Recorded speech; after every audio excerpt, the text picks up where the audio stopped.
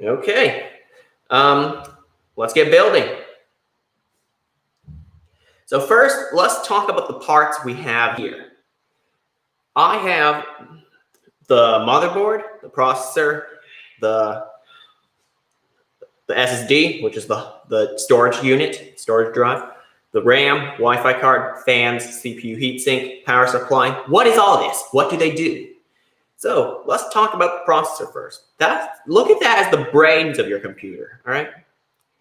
It does all the thinking. It pulls data from the hard drive, which we'll talk about later, the memory, the motherboard, sends it through the motherboard to other parts of the computer. This is what does all the thinking. Here it is. And on top of that, we have the hard drive, also known as the SSD in this case. It's an M.2 form factor, so it's the newest kind. Everyone uses it in their builds because they are much faster than a mechanical hard drive, which has to rotate up to speed, and then it can retrieve data from inside it. So these are also much smaller. They fit on the motherboard instead of somewhere else in the case, which is right here. Yeah, so that stores your data. In this case, this is 256 gigabytes. It's a Samsung SSD. And I forgot to talk about this, our processor. What are the specs of it? It is a dual-core, 4-thread AMD Athlon CPU.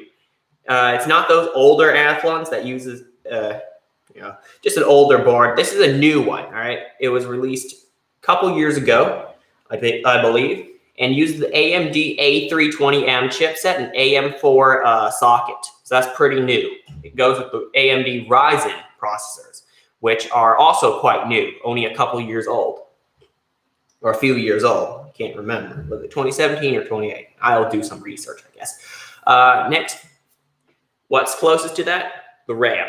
All right, that is after it pulls data from the hard drive. We'll just refer to it as a hard drive. It will go into the RAM, which is really quick access for the CPU. Okay. CPU will access the RAM as you open the file. Okay, it reads that. And next to that, we have our CPU cooler, also known as a heatsink. That draws heat from the CPU because it creates a lot of heat, especially a higher end CPU. Those create even more heat as I learned it in science class, a byproduct, I believe, of using electricity. Guess it's not 100% efficient, huh? All right, so that will pull heat from it. There's also a fan on top of it that will help in the process. There are such things as passive heat sinks, which means there are no fans on it. So these are generally less efficient, I'd say. Next, we also have fans, all right?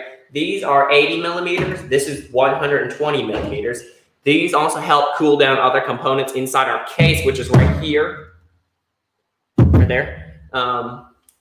Pulls air through the front and pushes it out the back. That's what we normally do when I build computers.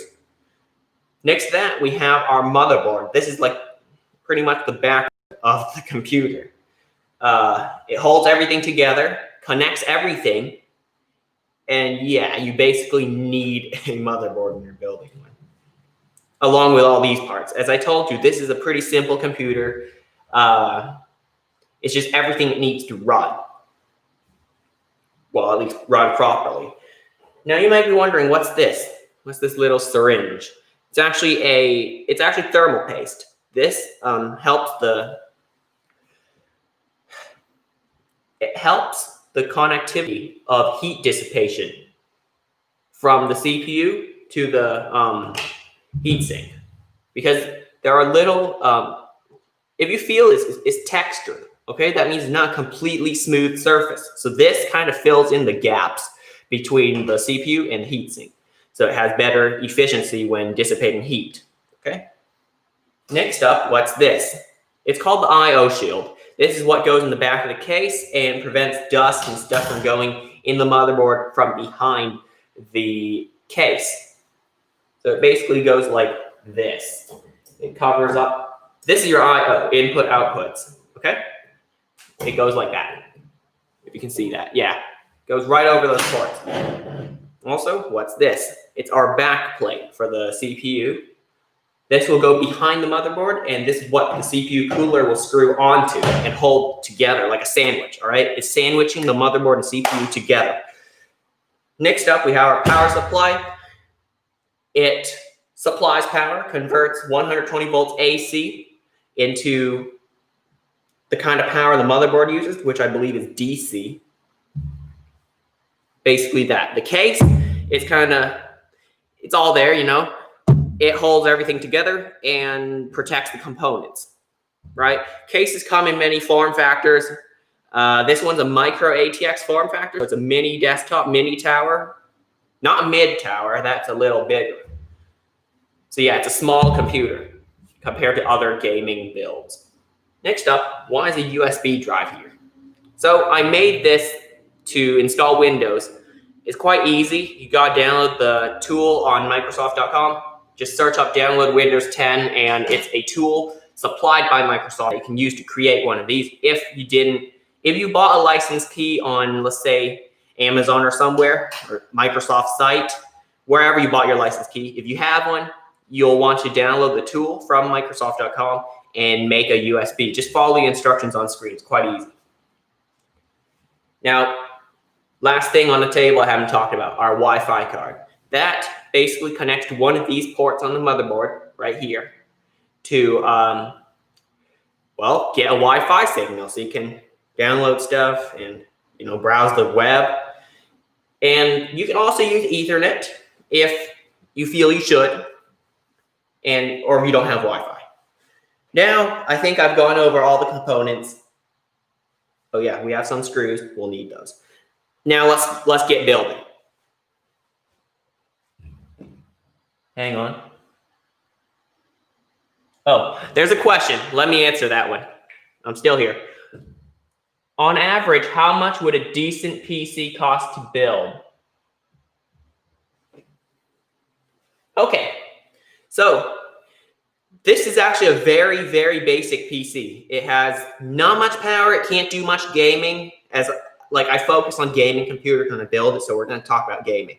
This is a decent work computer. You can do most normal everyday tasks with it. But for a gaming computer, you're looking at around 1,100 something. If we're going with a Ryzen 5, which is a decent AMD processor, AMD Ryzen 5 3600X, all right? And an AMD Radeon RX 5700 XT, that is a pretty decent graphics card. It can do 4K gaming, I believe. But you could upgrade to an NVIDIA RTX if, you know, you just need more power, right? You also want like 32 gigs of RAM to make it work well. They can work together very well. Yeah, I might create a few PC part picker lists. I recommend that website when you're designing your first computer or any computer you're building. I would recommend that. They list compatible parts and all the parts you'll need, that kind of thing. So I might make a few lists and leave them in the description of this video after they are edited. Okay, that is a decent computer I just listed out for you. Thank you for your question. Now, time to get building. Let's start with the motherboard. We're going to start with that and this back plate, and the CPU, and the thermal paste, and the heatsink. We'll just need those few parts. Oh yeah, the SSD, that too. Now let me clear, oh yeah. One more thing, before we get started with this, remember to ground yourself, okay? That means discharge the electrostatic energy from yourself. Here's how I do it. I have a power supply that's plugged into the wall, and remember this, turn it off, okay? Make sure the switch is flipped off. Now, remember, the power supply is connected to ground, but no power is coming into it. So here's what I do. I just touch the case of the power supply so that you won't damage your components. I'll put that on the floor for now because we won't be using it until a bit later. All right, let's move this forward, and I will adjust the camera angle. That's better.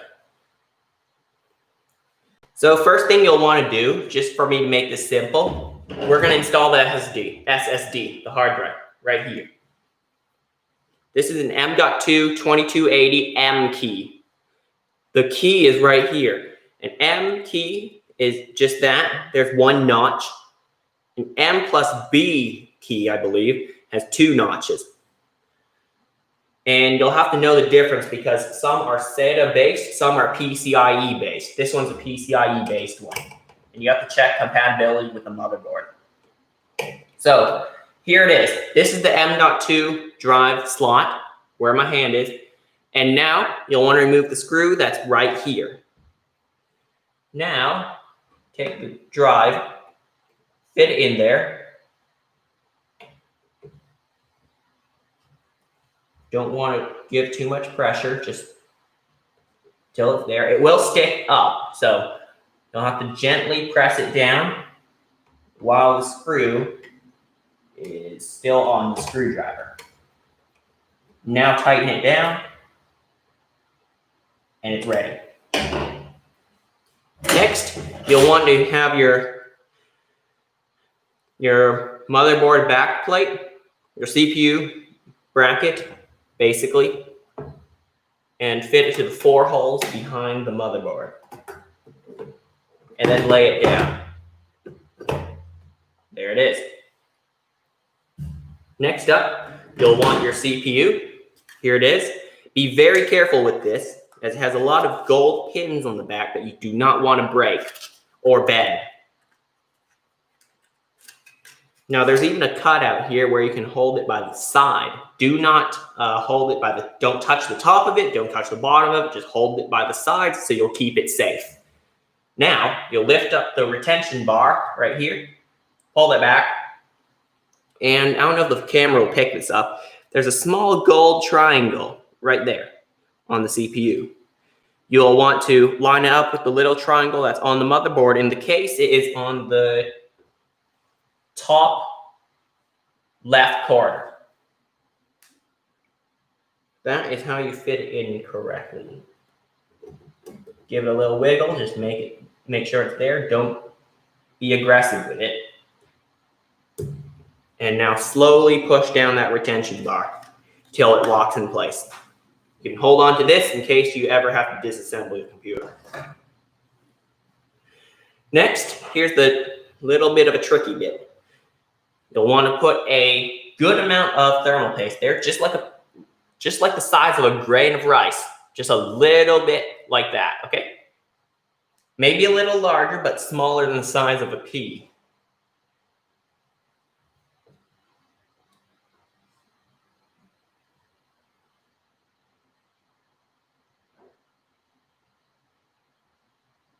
That is enough. All right, as you see, I want to hold it up so you guys can see it.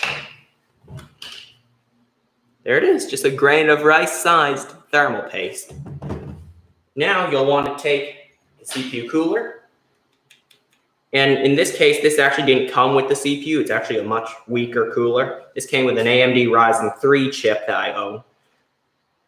So in this case, you'll want the AMD logo, which is this little bit protruding from it, to face away from the RAM slots, which are here on the motherboard, so that it doesn't get in the way of the RAM when installing it. You want to line up the screw holes. All right, it's lined up. And now get out your screwdriver and start tightening it. So I like to do it in a crisscross pattern so that there's not too much pressure applied to one side of the board.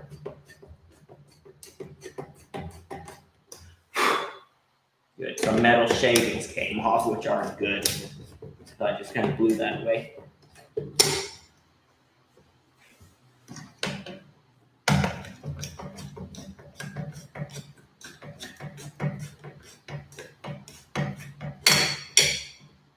It's fully tightened. Now let's do this one. Also fully tightened.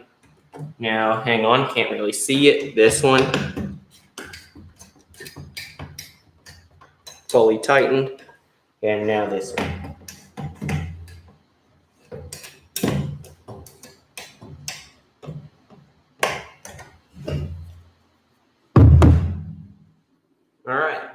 Just making sure.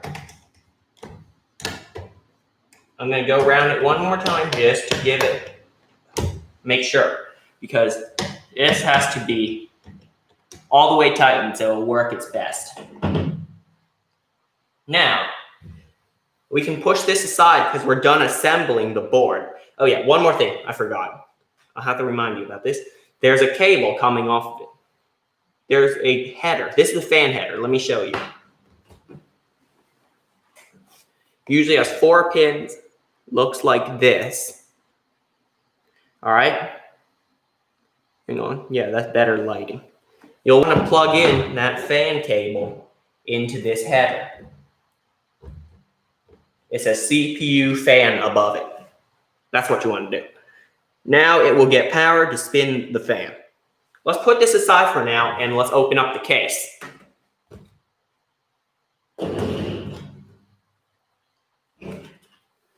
You're going to put everything else aside for now. We'll need this and the case.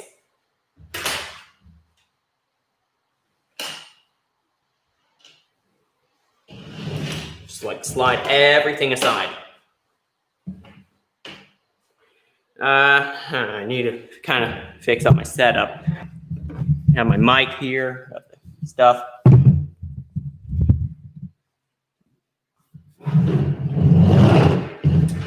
I will put this PC case on its side and undo the screws. The thumb screws are on each side of it.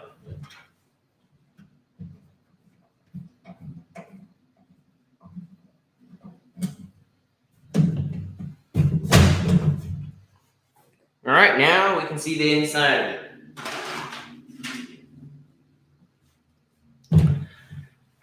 To start, here's what I like to do.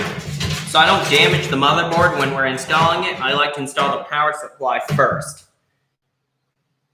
But we're not going to do that yet because I don't want to forget about this. If you do, you're basically taking apart the whole computer again just to reinstall this. So here's it's kind of a standardized thing for all cases. You'll want to pop it here in the back, and also don't cut yourself on this. They're usually quite sharp. So be careful when installing this. All right. Fully installed, yes. That won't fall out. Right. Now for the power supply, I will unplug it from the wall. Okay. Now, for all these cords, I'm just gonna stick it down here for now. Yeah, maybe. Yeah, I'll just put in the DVD drive bays, which are up here, so it's not as messy.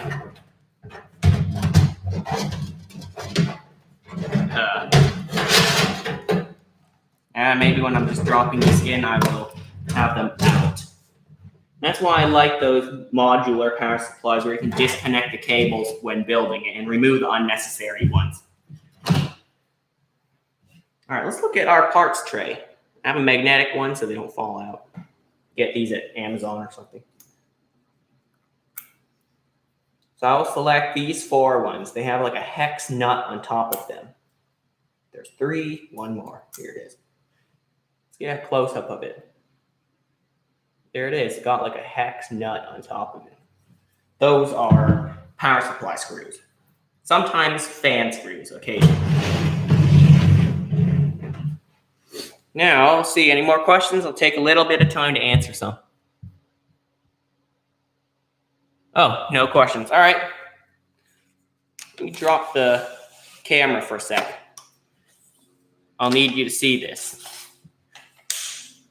It's a standardized thing of all cases, nothing special, that there are 4 screws to mount a power supply. This is an ATX form factor power supply. There's other form factors, yet this is the most popular.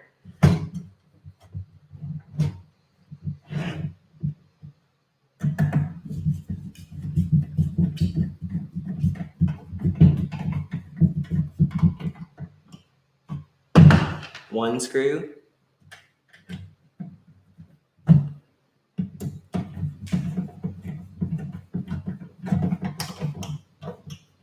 Two screws. Just two left, right?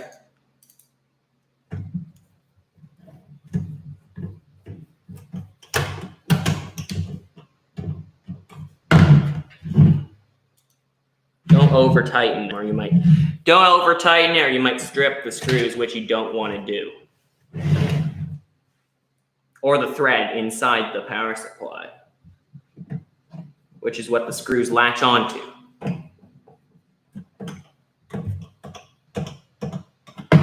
All right, power supply mostly installed. There's actually one more thing, but I don't really want to show much of this because it's very rare to see on cases. It's actually, let's see, this bracket right here that goes in here to give, like, just an extra layer of protection for the power supply. So it'll be quick. Give me a few seconds.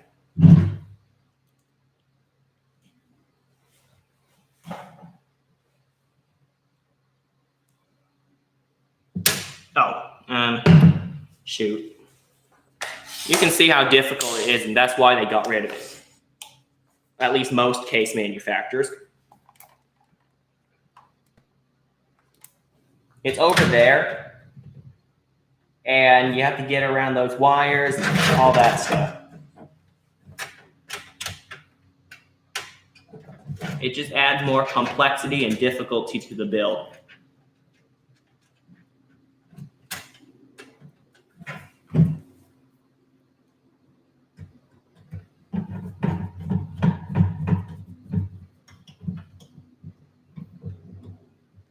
Yeah, it's installed. One more.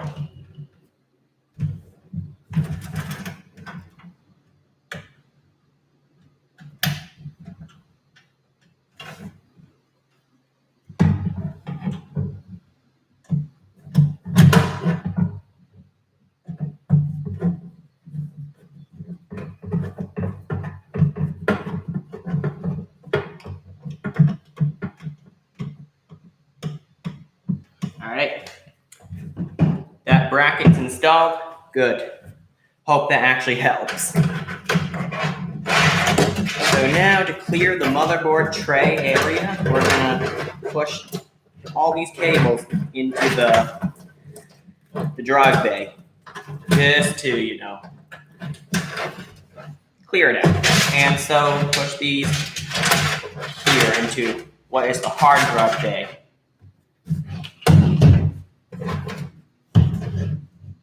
Okay, now we have a clean area for the installation.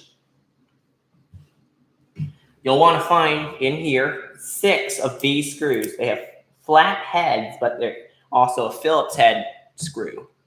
See, they're quite flat on top, and they have a Phillips head. So that's what you're looking for.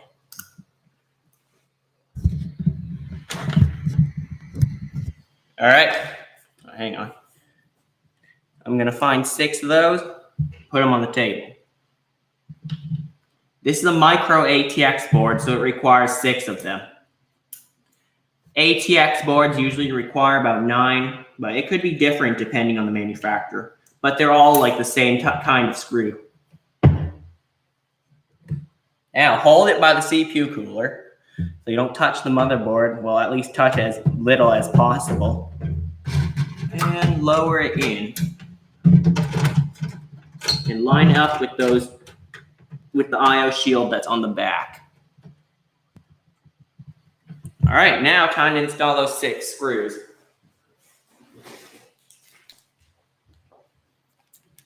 Hang on, give me a second.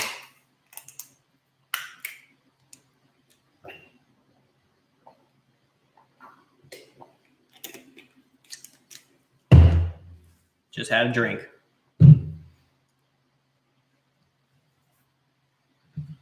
These don't hold as well. I guess I'll just have to drop them in each hole by hand and tighten it. Or you could just get a magnetic screwdriver, which will make your life a lot simpler.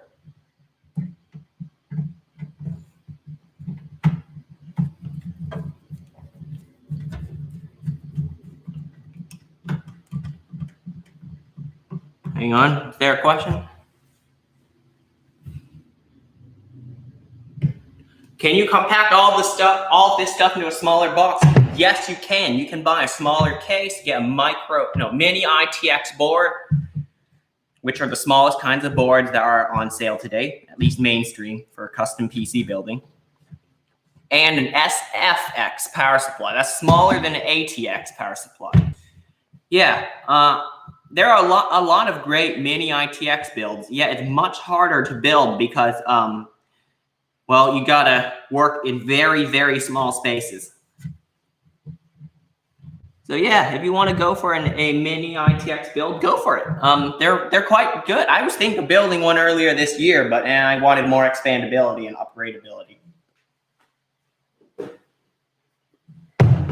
Only drawback with those mini ITX builds, they only have one PCIe slot, so you can only have one graphics card. ATX boards have like 3, sometimes even 4 PCIe slots.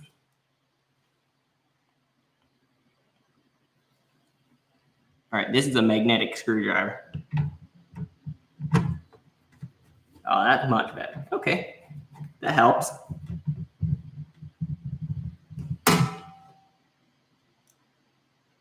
Yeah, go to your hardware store and get a, uh-oh, that's not magnetic. Ah, shoot.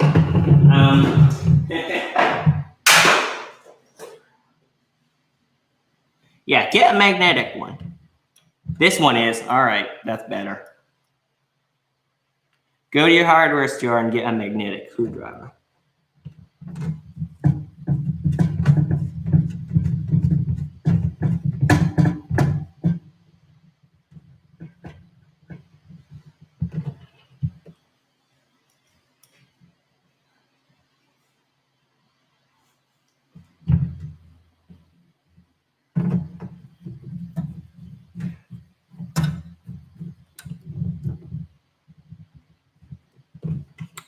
All right, 2 screws left.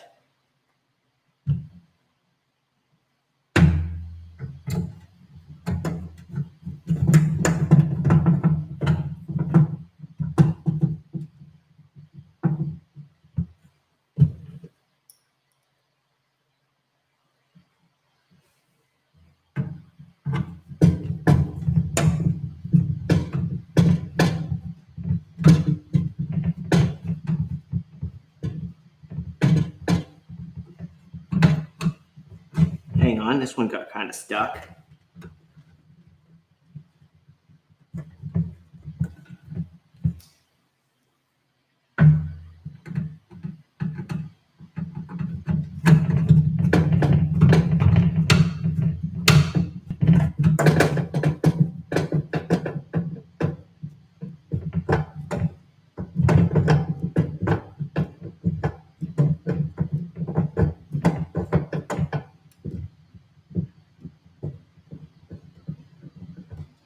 All right, it's done.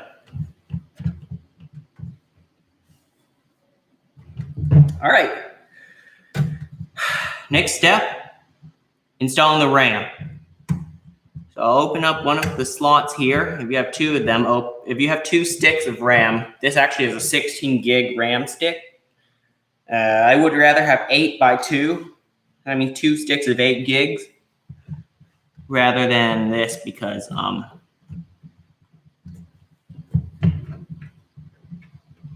well, you get to use a dual channel memory. At least that's what I think you can do. I believe this has dual channel, right?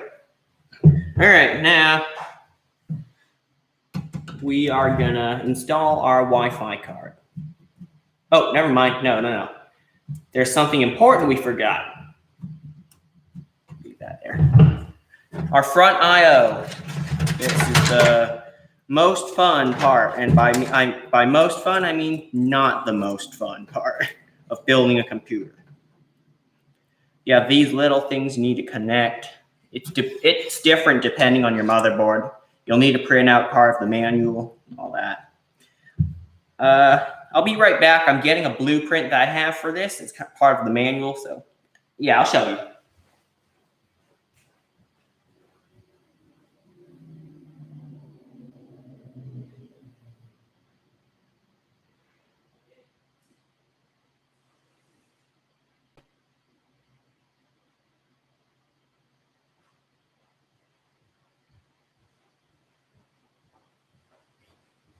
Here it is. Right there, it says power LED, power switch, hard drive activity LED, reset switch. So I'll just need to link up these cables with those ports. I usually leave that there. Power switch. So power LED plus. So the LEDs actually have plus and minus, so you do have to mind that.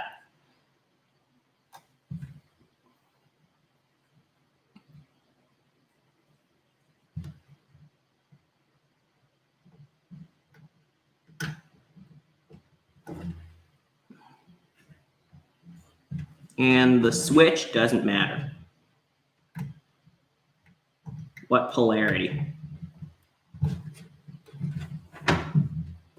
Yeah, the polarity of the switch doesn't matter. Next, we have USB, which are basically, well, the USB ports on the front of your computer. This is a USB header. They're called USB headers.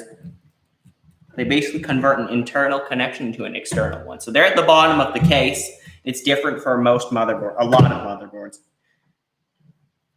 So just check the manual depending on the board you get.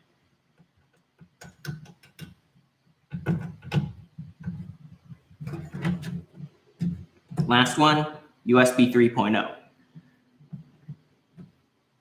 This is what basically allows you to use USB 3, which is pretty fast. A fast connection. Connected.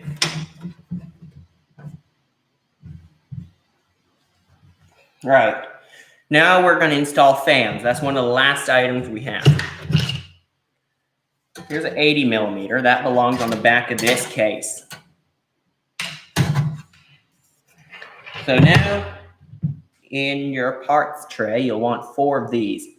They have wide threads and usually a flat head, but with a Phillips head screwdriver, thing.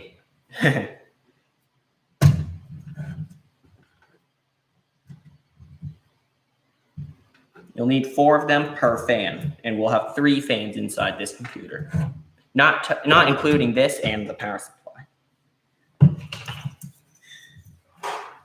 I can put this away.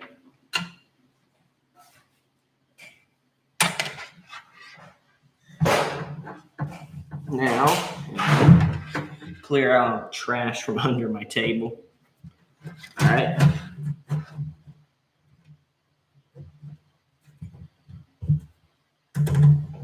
Just 4 of them.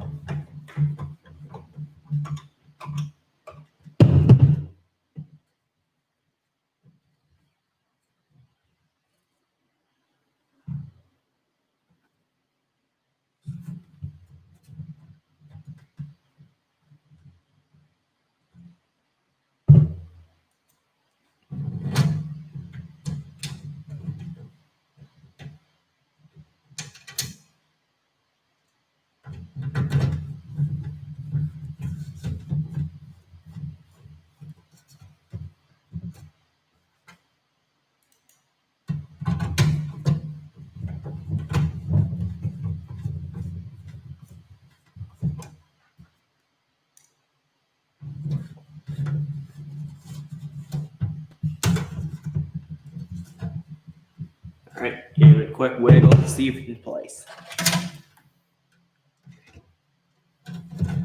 Now I'd like to route the fan cable over. And now just let that hang out for a minute. We'll need it soon. Next fan is actually on the front of the computer. So grab that front panel, and snap it off, depending on what your case is, what it does.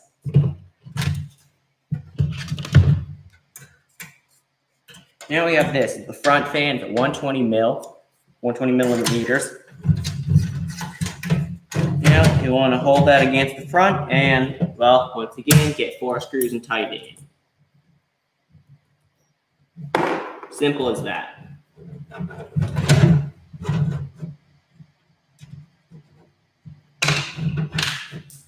Oh shit, hang on.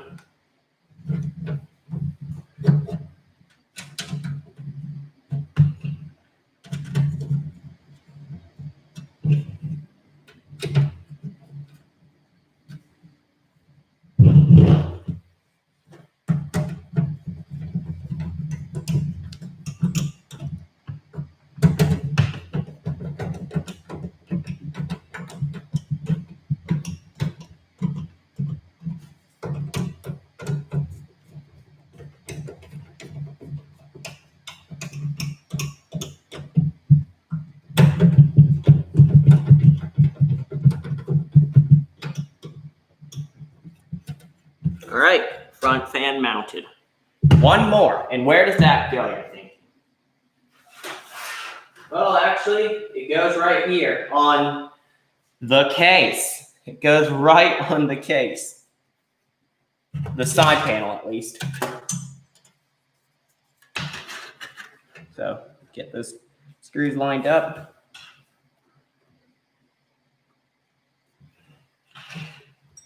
Although this is rare nowadays, this one does have it. Most computers don't have fans on the side of the case anymore. That's like a very old thing for computers. Especially some desktops from like the mid-2000s, they had it.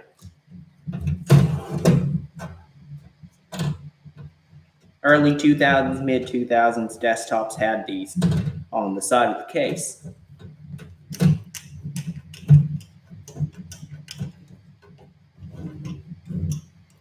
But it's very rare to see nowadays. Guess I just got a very old model case. Huh?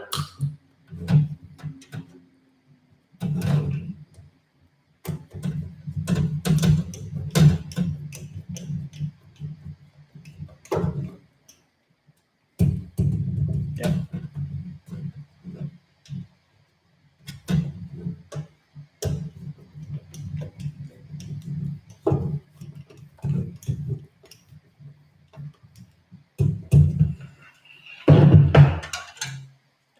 All right, final thing. So the fan won't get caught inside the cable. So the fan cable don't get caught in nothing. We're gonna put a piece of tape, like right here.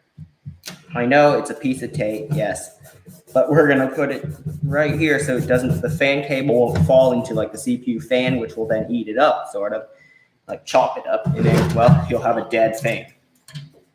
There it is, mounted. I don't know if you can see that. Yep, there it is.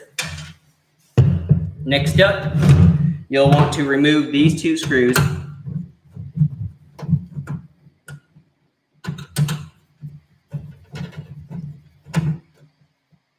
Oh, wait, that's still on the end screwdriver. And lift up this panel. I'll need some to drop this.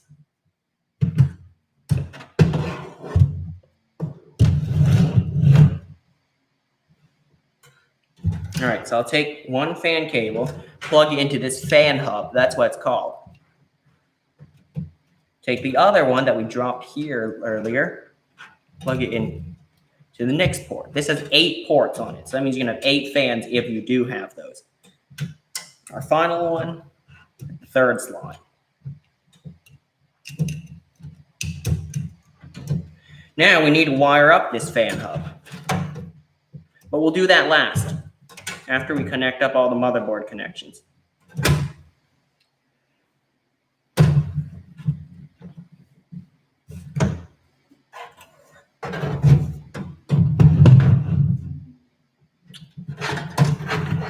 Now, just pull out all of these cables.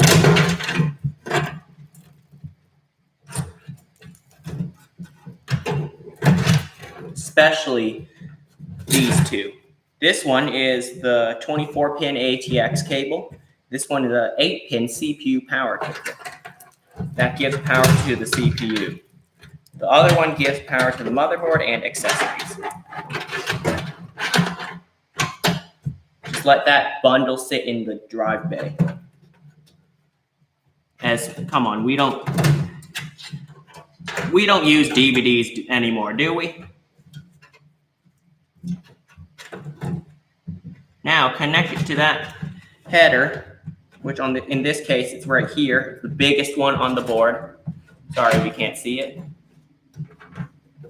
It is right by the RAM, right there, where my finger is. It's right next to the RAM slots.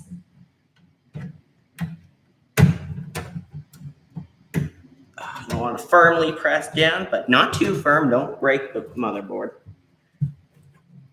Now this other cable, put the excess length inside the drive bay and plug it into there. It's usually above the CPU and right under your power supply and next to your rear fan. All right, that's ready. Next up, our fan hub. It needs power as well. Now take this, which is a SATA connection, SATA. All right, they are usually for powering hard drives, but in this case, it'll be used to power fans. Plug that into a SATA header on the power supply and tuck that away. Next, there's another cable that protrudes off of it, and this one's actually a regular fan cable, but there's no power running through, only data. Plug that into another fan header on the board, just like the ones that you plugged your CPU cooler into. All right.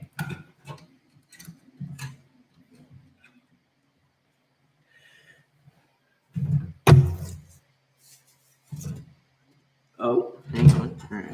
That kind of got caught. That's okay. Now you'll want to put those two screws back that you removed from this flap that lifts up. Replace those screws.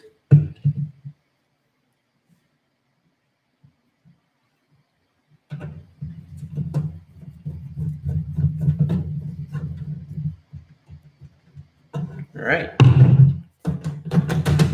Now close up the side panel. Oh wait, how could I have forgotten our Wi-Fi card? All right, now this is also quite rare today. Actually, I haven't seen this before, where there are no PCIe screws for the PCIe slots. So yeah, remember to replace the screws if your case comes with them. This one doesn't. It's an odd case, I know.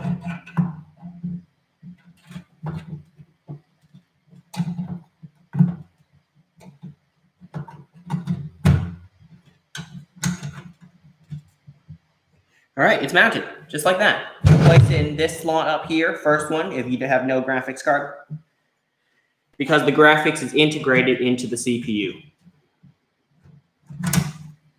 It's called integrated graphics.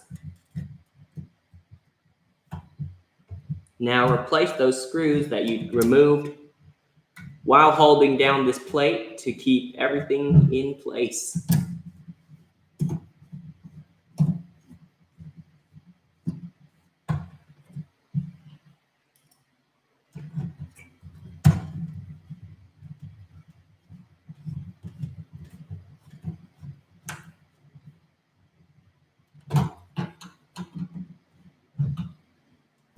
All right, Wi-Fi card installed. Now we can close up the side panel and the front panel.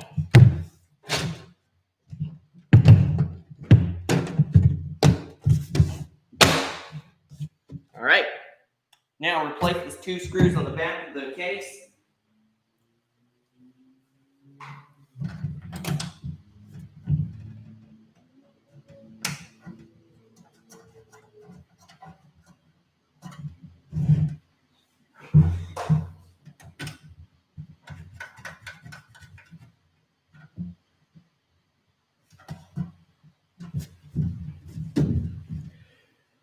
All right, flip the antennas up so they get the best connection.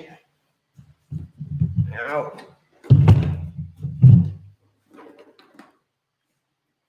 Now set the PC down and put your setup together, your computer setup. Oh, how could I have forgotten that? Sorry, I'm going to open it one more time.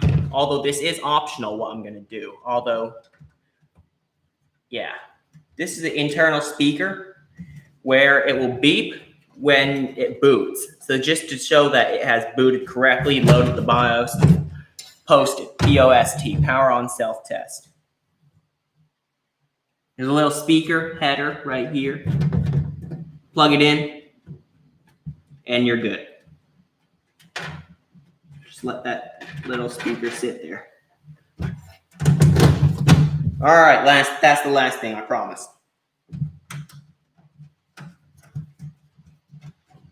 All right, now I'm gonna bring out a monitor, keyboard, and mouse so we can install Windows, all right?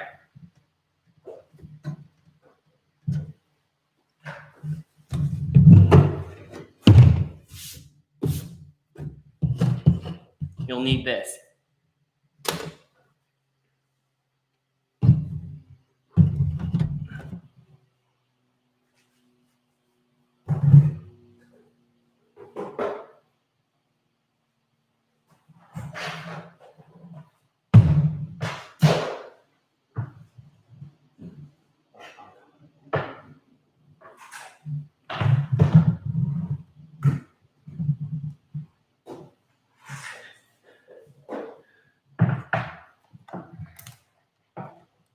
There's my monitor.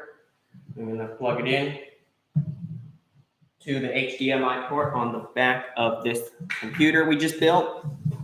Actually, the one I just built. All right. A few more things till it's ready.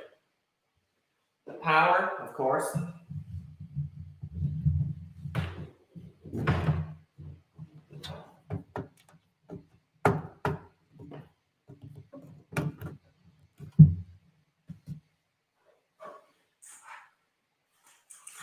Keyboard. Put these screwdrivers aside, we won't need those anymore.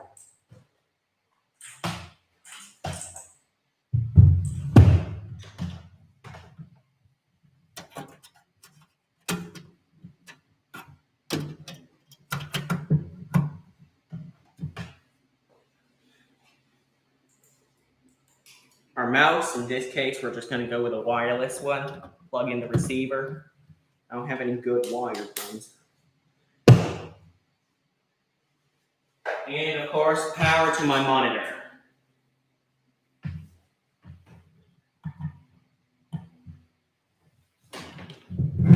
This is all you need to boot a Windows computer.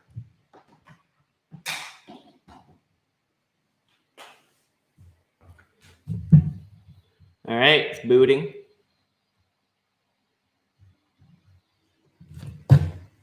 All right, the monitor is on. You'll want to plug this into a USB 3.0 port on the back of the PC.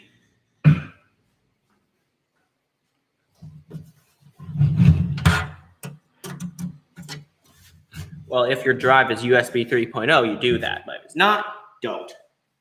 You can plug it anywhere, basically. But now, let's turn it on from the back, power on, and now let's press the button on the front. Hold up. All right, there we go. Now you want to continually press the delete key to get into the BIOS. Might sound repetitive, yes it is, but you need to do this to get into the BIOS.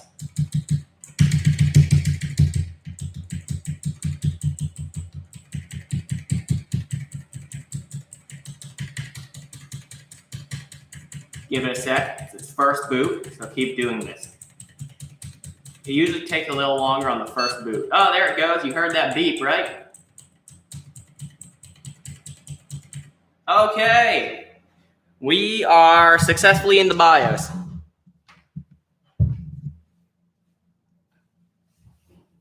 I gotta turn on my mouse.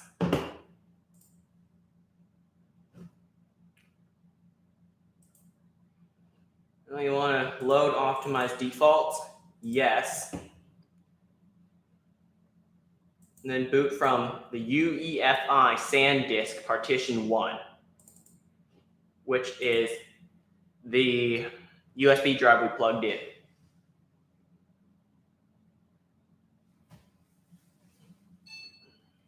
You heard that beep again, right? It's working.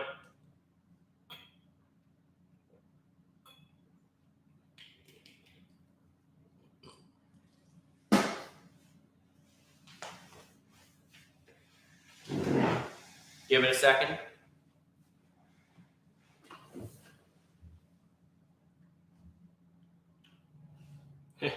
It worked. All right, good. Where is it taking me now? Hope it's to that USB. Hold up, didn't know I had Windows installed already. All right, let's shut it down and reinstall it. Hang on.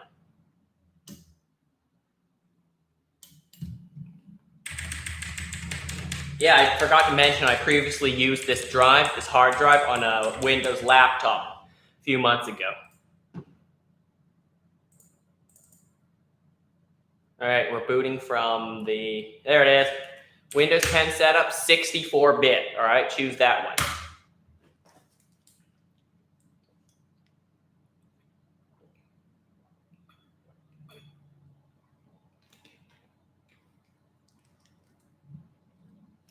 Okay, so here's Windows setup. Here's what it looks like. So there it is. English, select that. Time and currency, select English, United States, and hit US keyboard. Hit next and hit install now.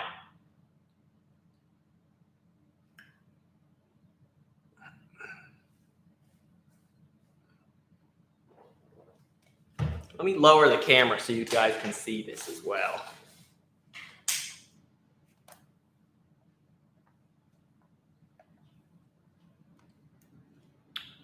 Hang on, yeah, that is centered. All right, now it says activate Windows. If this is the first time you're installing Windows on this PC, or installing different, enter a valid Windows product key. If you don't have one, there's a little button down here that says I don't have a product key. Hit that if you do not have one yet, or if you don't plan to use one. Okay? If you do, enter it. So I will select Windows 10 Pro. It has the most features. Hit next. And hit I accept. Hit next. Hit install Windows only. Delete all the partitions that are already on the hard drive because we're reinstalling it, a clean install. Nice. I kind of don't want to delete this. All right, I have to though. Because we're installing Windows. Now hit new, max that out. It's already maxed out. Hit apply, hit OK. And now it'll create these partitions. And then leave it there, hit next. And now it's going to do its job of installing Windows on your brand new PC. All right, so I just got to sit back, have a drink, and watch it. Or you can do anything else you want while it's installing.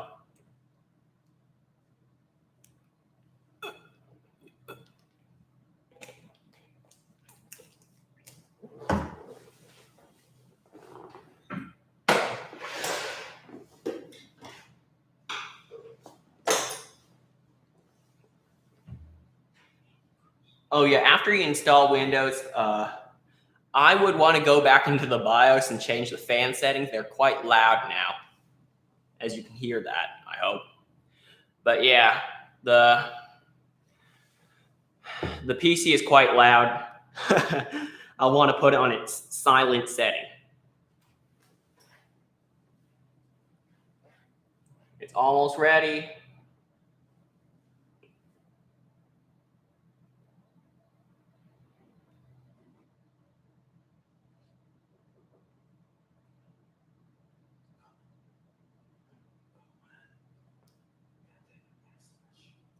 Well, during this time, I guess you guys can type your questions. I will sit in front of the other screen, which is my MacBook, which I'm streaming from, and answer your questions. So, hang on. Oh, someone asked a question. Hold up. Hey, it's nice to see some familiar people. Thanks for joining. All right, let's see. Latest question. So, does it look like a normal Windows computer, like you got a Windows laptop or something? Yes, it does, actually. I'd like to clarify on that. Notice how a lot of manufacturers install software you may not need or want, yet it comes with it. This one is a clean install straight from Microsoft, okay? So it's just Windows, all you need, all right? That's all you need. Just like other manufacturers, not going to name anyone, they install things like, I don't know, some features they have only, or yeah, just stuff we might not need, okay? Yeah, so it's basically a clean install. No, I shouldn't call it malware or spam or what. You might call it spam or just like unnecessary software that will slow your PC down and stuff like that. This one will allow it to run at how Microsoft should have your computer run. Like if you, without all the extra stuff you may not need, just like that.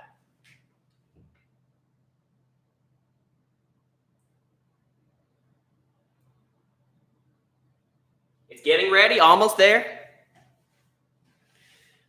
Oh yeah, one day on this channel, hopefully, if this actually, if all of my plans are working good and all goes well, you guys might actually see me build a 64 core, 128 thread. So that's already very powerful. Dual RTX Titan computer with 256 gigs of RAM.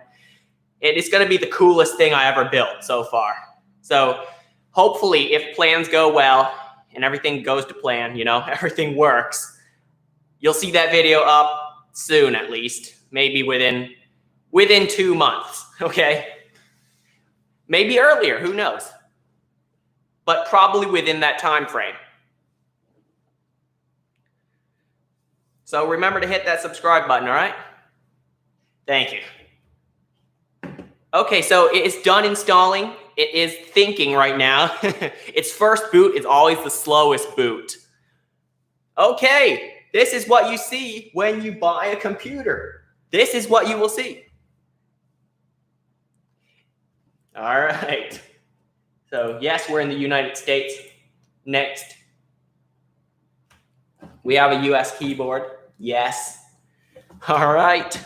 No second keyboard. We only have one keyboard layout for now. Let's connect to a network.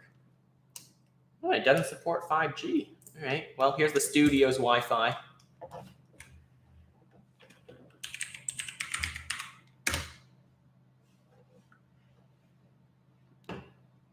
Connected. Let's go. Next. We have some important setup. That's cool.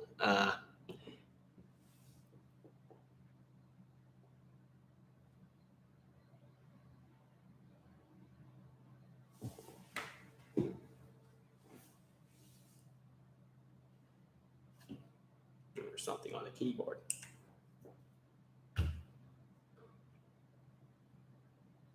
Okay, so it's updating. It's going to do a little bit of updating. Give it some time. If you put in your network, if you, oh wait, here it is. Set for personal use. You want to hit that.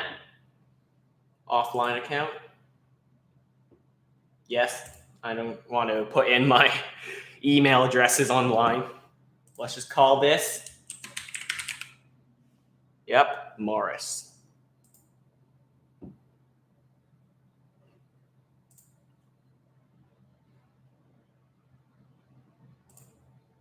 You customize that if you need to. No, I don't want to share it with other computers on my network, or at least my account. Yes, fine. All right. So now it's going to restart again. And basically, well, not really restart, but it's going to have a kind of a blank period for a while it sets up Windows for you and gets everything ready. So give me a sec. I'll be right back.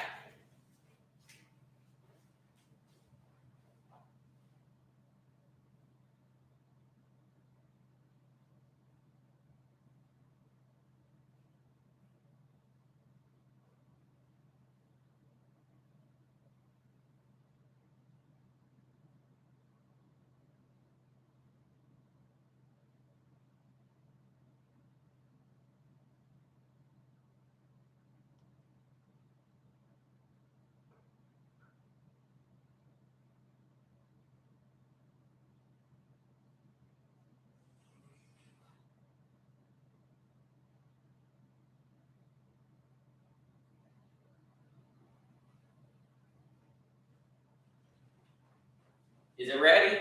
Almost done?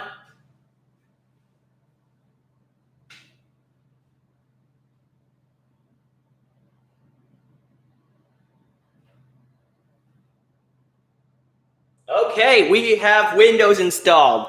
Now, here's something important you should do after installing it, like a clean install.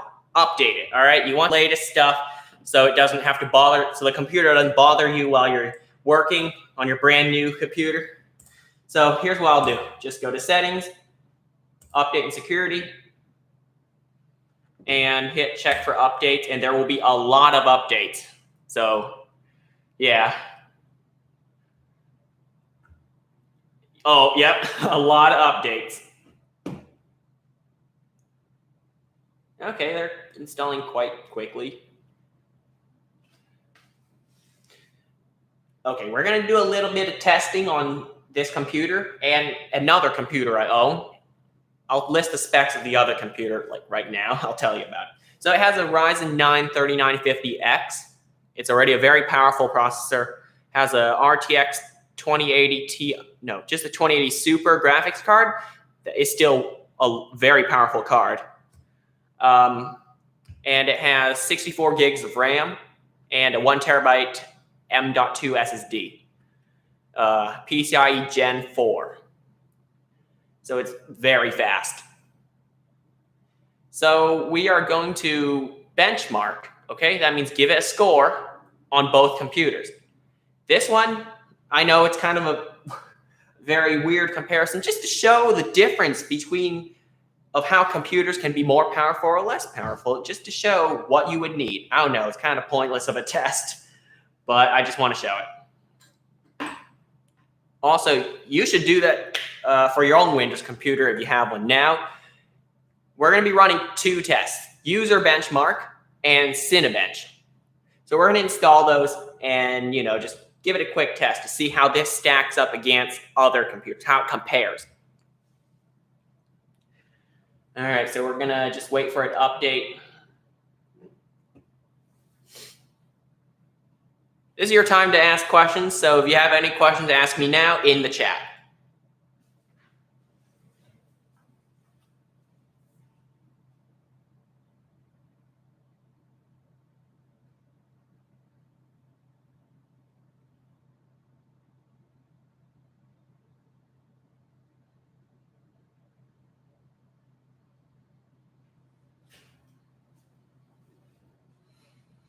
All right, come on. This is always the thing. Oh, yeah, look, Windows 10 version 2004. That's their newest one, apparently. Pending restart, download error, and yeah. I want to wait for that one to do the install because that's one of the biggest updates we have now. One of the biggest updates on this page, at least. Guess they want me to restart it now, so fine. We'll continue those updates later.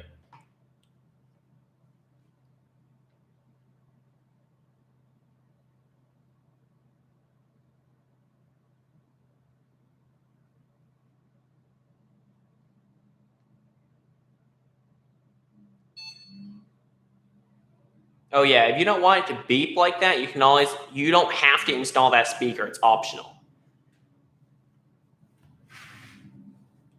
but it just gives me a better sense of safety.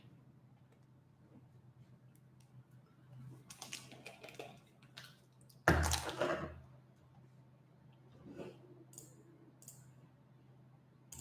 right, back to the settings, update.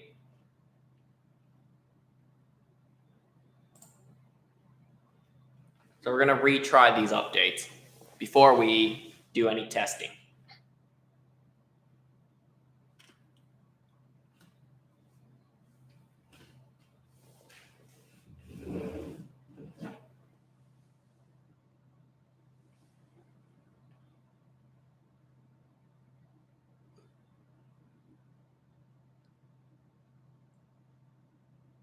Okay, now it's working on update Windows 10 version 2004.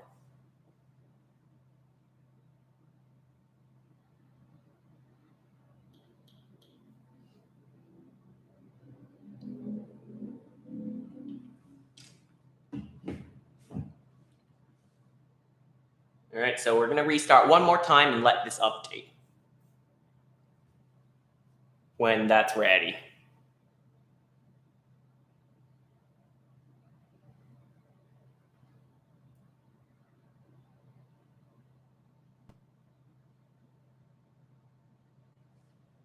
Come on.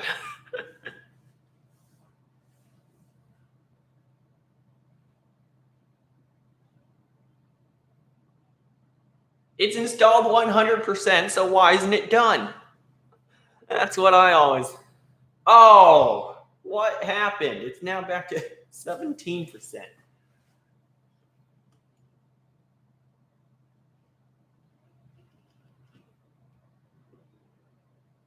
All right, this might take a while. So ask your questions if you got any.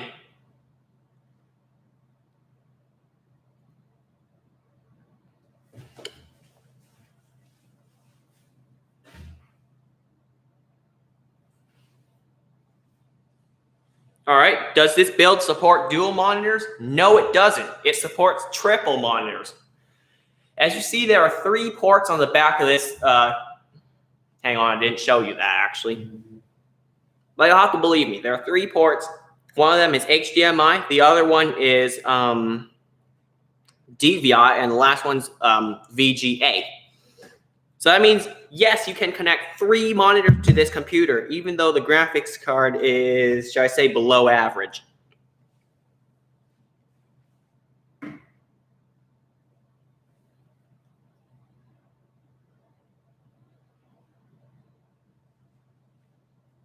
And I have tried with this motherboard 3 monitors, and it does work.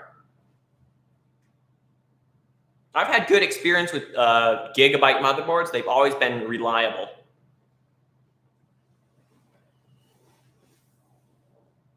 Yeah, they've always been the most reliable motherboards to me. So if I have a choice, I'll always go with Gigabyte when I build systems. I don't know, it's just personal preference. And I'd just like to share my recommendation with you guys.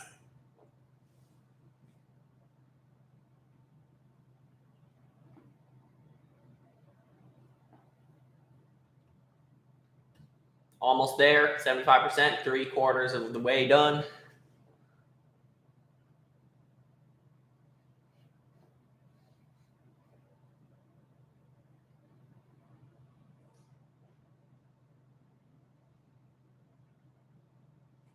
I don't know, this is a bit off topic, but I'd like to talk about it while it's installing. The MacBook setup I'm using looks a bit crazy. There's a lot of adapters and dongles that I have to connect in order to make this all work because, well, Apple ditched USB-A. So now I only see USB Type-C. Now I need lots of, a lot more stuff connected to make it work. Oh, wait, more questions? Hang on. Oh, how much does it cost to build this one? Around $300, $350, depending on the prices. Although this AMD Athlon 240GE processor, forgot to name it, they don't really sell it anymore. So they've replaced it with a 3000G, which is their new one, the new version of this. So yeah, on today's prices, it would be around 300, 350.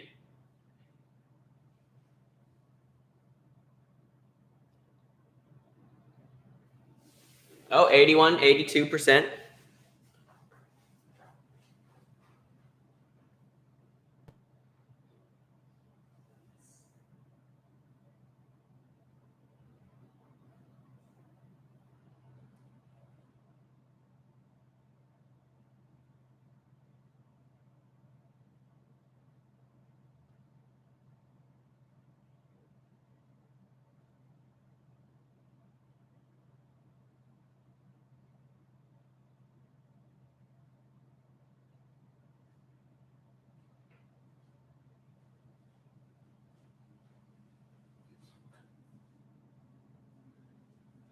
Oh, okay, now we can restart. Let's go. So I left for a second to run Cinebench on my other computer so I can get a score and report that to you when I get back. Let's see if it's done.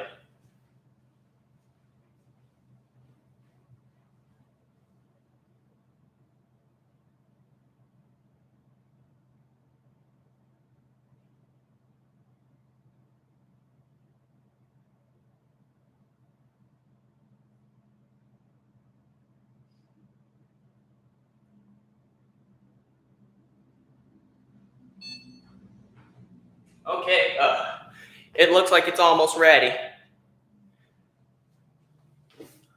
Now I don't want to report my Cinebench score yet until we do this, all right? Almost, well, not almost, 30% is not almost done. Oh, okay, that's quick.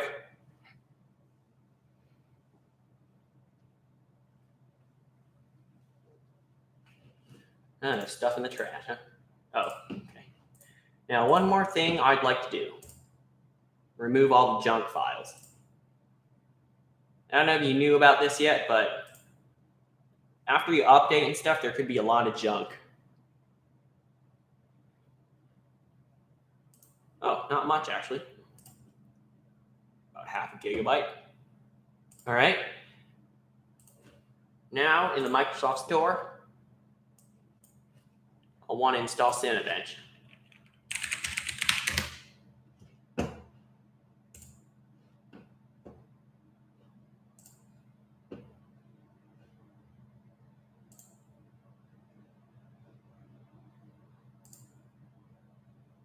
Oh.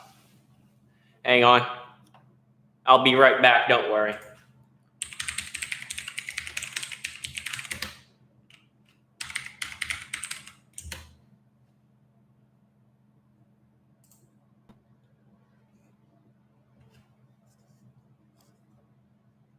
All right, they did ask me to sign in, so I guess whatever.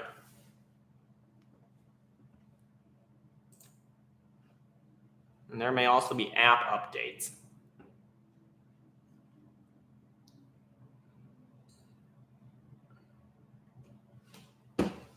Let it do all its work.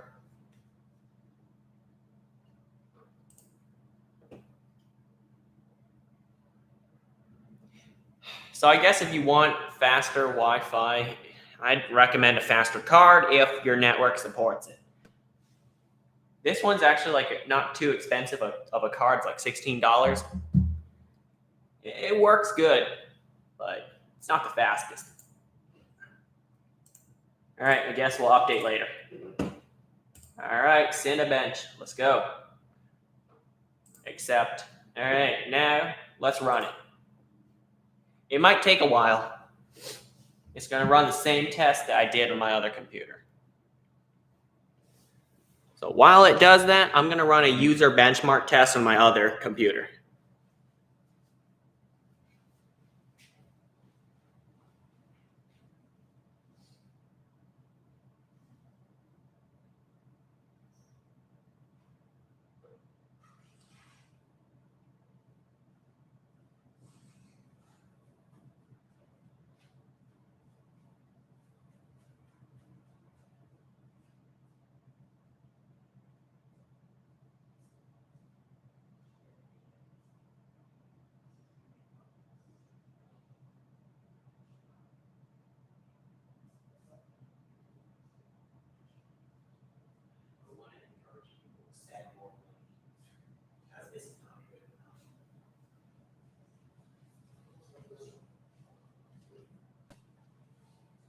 Okay, still going.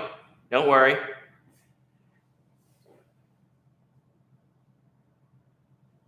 This may take a bit of time.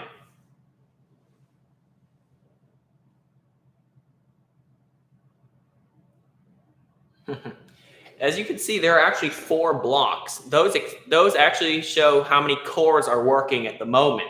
C-O-R-E-S. Okay, not cores, threads. All right, there are 4 threads in this CPU, and each thread is rendering one of these blocks on this graph, I should call it, this picture. The most number of those gold-colored squares you'll see are the number of cores that are working.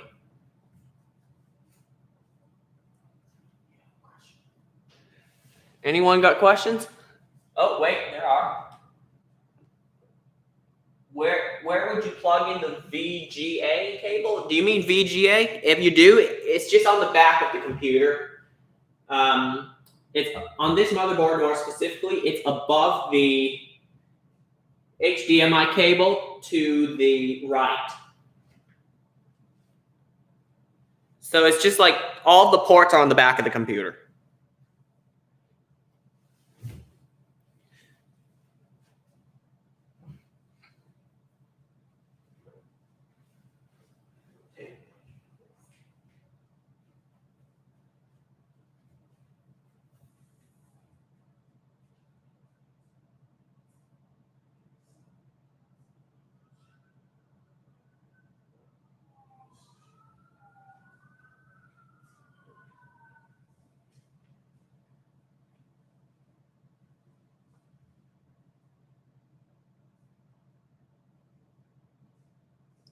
Oh, I know. Okay. The cable you plug in for the fans. Okay, that's not actually it. VDG is actually for lighting inside a computer. It's not for a fan. A fan cable is also known well as a 4-pin fan header or 3-pin, depending on what kind of fan you have. VDG apparently is a RGB header. So there are no RGB headers on this motherboard. It's not a gaming style motherboard where they like to cover their entire PC in lights. No, it's not that kind of motherboard. It's a work professional style motherboard. The cable that you plug in for the fans. No, there are no LEDs on the fans inside here because there are no ports that support it. So I'm sorry about that, but you'll need to find another motherboard. Possibly. I'd actually, if you want a RGB or header, it's called an RGB header or VDG if that's it.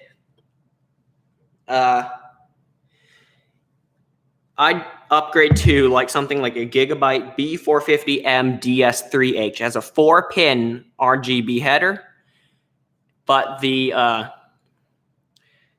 an even better one called the Gigabyte Aorus, something like that, X570 Elite. That one has a 3-pin RGB header, but it's much more expensive than this. And it's not really meant for a CPU like this one. It's meant for something more powerful. Because of the 70 chipset has more potential. Hang on. What other kinds of motherboards are there? Okay. There's a lot to talk about when it comes to motherboards. You can have different form factors, different sockets. That's where you plug in the CPU.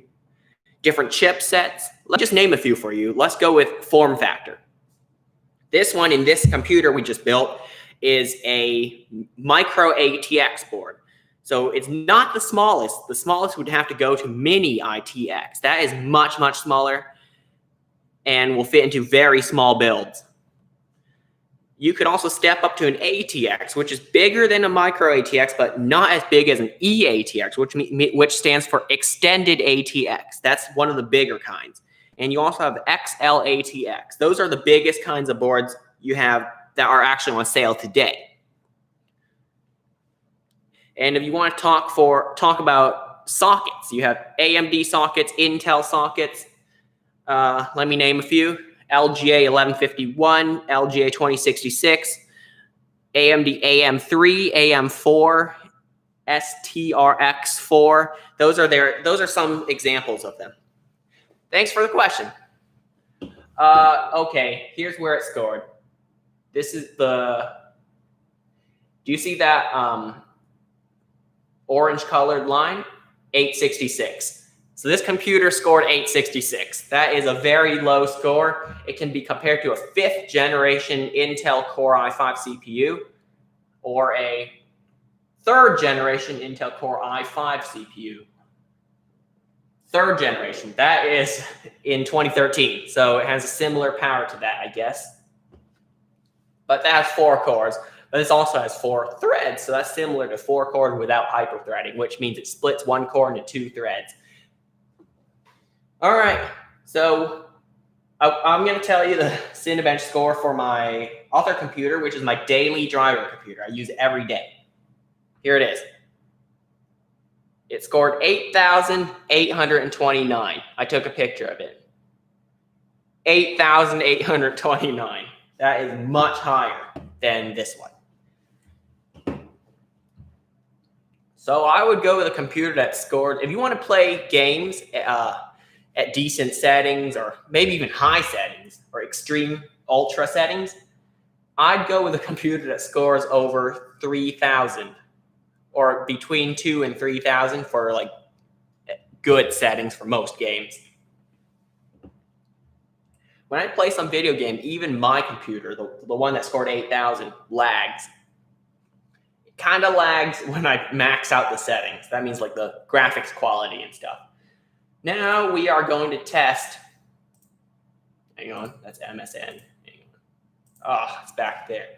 All right, whatever. Let's go to user benchmark. Sorry, one more benchmark test, okay? Hang on, more questions. Okay, that's a very good question, and I would like to answer that one. Why is a computer fast and then becomes slow as you use it? There could be more than one cause of this. It could be cluttered files, too many programs running that you have in the background. You could even have, just mainly lots of programs running or lots of dust inside the system that will clog up the heatsink and make the CPU throttle, which means limit its own speed so it doesn't overheat. So to make it faster again, here's what I try. This kind of extreme route where you would completely reset the computer. That means do a clean install of Windows like I did on this one. A less extreme route is clean up your files, go to settings, go to empty temporary files, delete files you don't need, possibly even open up the case and vacuum it out. Use a vacuum cleaner or compressed air and clean it out. So that's my recommendation on trying to make it faster. If that doesn't work, I try a reset. But maybe that's just your computer's maximum speed. It depends on your computer, let's just say.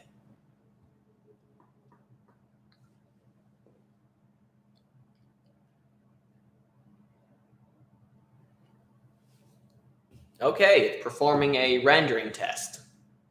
Well, at least a graphics test. It's thinking this is a game. Oh yeah, forgot to say, the graphics card is a Vega 3, a Radeon Vega 3. It's integrated into the CPU, so it's cooled by the same heatsink, shares the RAM. Yeah.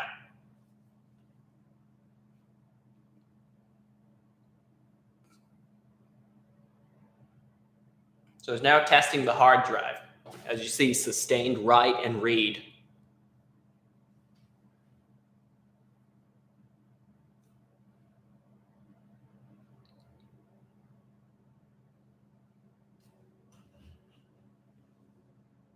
Okay. All right, now we're going to get our results. Nice. All right. So for gaming, let's look at this chart. So you have different rankings: tree trunk, surfboard, raft, sailboat, jet ski, speedboat, yacht, gunboat, destroyer, battlecruiser, battleship, aircraft carrier, nuclear submarine, and UFO. So those are different rankings that, hang on, there's a question. Great, thank you. Okay. Thanks for watching. All right. But anyway, we're back here, and here's the rankings they get. UFO is the best. That's what you want. Tree trunk is the worst. It's what you don't want.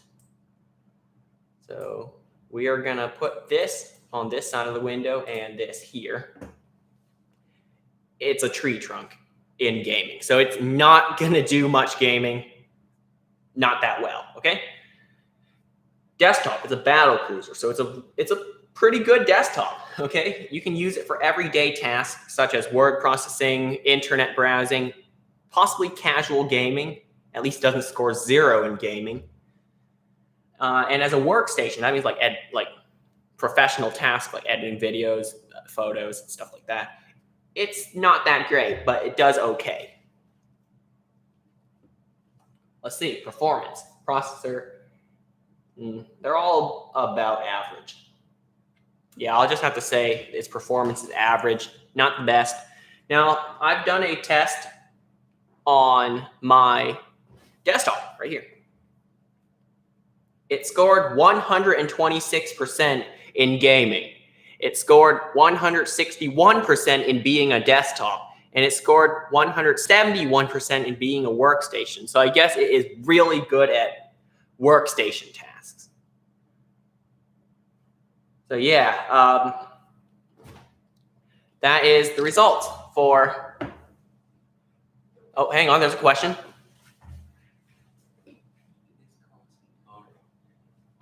Wait, how much did what cost? This computer or the other computer that I was testing? So I already said this computer here that we're looking at cost about $350 just for the desktop, and plus the monitor about $420 something. Yeah, the monitor was... Yeah, you can get this for about $100. The desktop's $350, so I'll just say about $450. Let's just say that. Yep. So the whole setup, including the monitor, $450.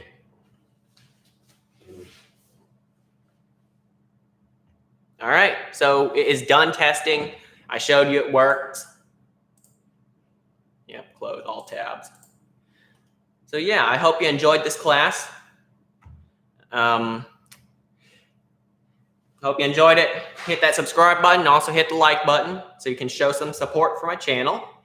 And please do subscribe so you can see more future videos similar to this. And also so that, well, I'm going to be uploading more videos and probably more PC builds in the future.